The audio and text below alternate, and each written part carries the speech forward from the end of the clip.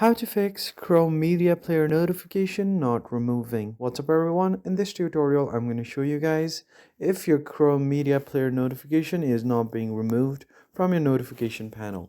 But before we get started, I want you to head down below to give this video a like and subscribe to the channel. So what I'm talking about is, as I just showed you, if you are not able to remove the notification, like if you're playing a video on Google Chrome and you are not able to remove the notification from your notification panel, then what you need to do is, first of all, I'm going to show you. So first thing that you need to do is try to swipe it, and if it still does not work, then what you need to do is go ahead and lock your screen. And once you lock your screen and unlock, you will see this notification on your lock screen. So you just have to swipe it on your lock screen, and once you swipe it, it should be removed. So I'm just going to show you again. If you want to remove it, just go ahead and lock your phone first and then unlock it again.